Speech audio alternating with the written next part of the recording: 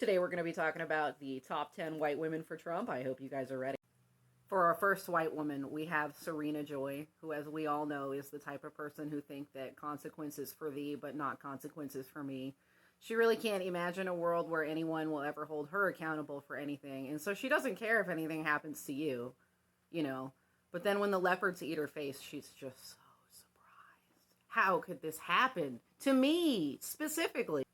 Next up, we have Aunt Lydia. She's the type of person who, as long as she maintains a relative position of social power and privilege over others, she really doesn't care. Like, as long as she's number 2 on the social hierarchy, she's fine with everyone else, like, being oppressed. It's cool as long as, you know, she maintains a relatively high position in society, right? Like, she's number 2. We got white men, then we got Aunt Lydia, and then we got everybody else. All right, next up, we have Precious. She is technically white and a female, so I think it counts. And she is very attached to a toxic man in her life who she enables through his toxicity. She's always there to give him affection and love. You know, she's basically an enabler. Next up, we have Cruella DeVille. And she's doing it because she's a business person. She's very rich, and she thinks that if she goes with Trump, he'll make Dalmatians exempt from tariffs.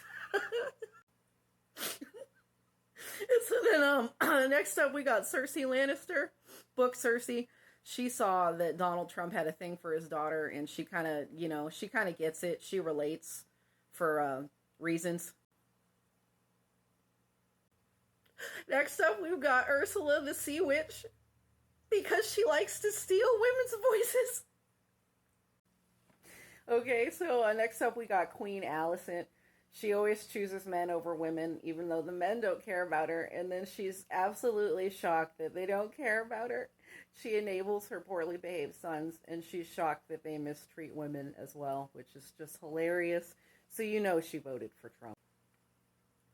So now we got Mystique, specifically the Jennifer Lawrence one, and it's because back in 2016, when Trump got elected the first time, she's like really bitter about how the Democrats snubbed Bernie at the primaries. And she's just like never gotten over it, and she's never going to get over it, right?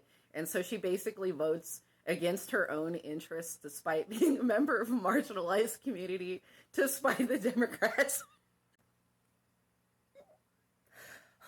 I want to say Dolores Umbridge, but we all know who it would really be. It would be J.K. Rowling. Finally, we got Regina George, because her parents are rich, and so the consequences of whatever happens will never affect her anyway, because her family can just, like, you know, buy their way out of it. This concludes our top 10 white women for Donald Trump.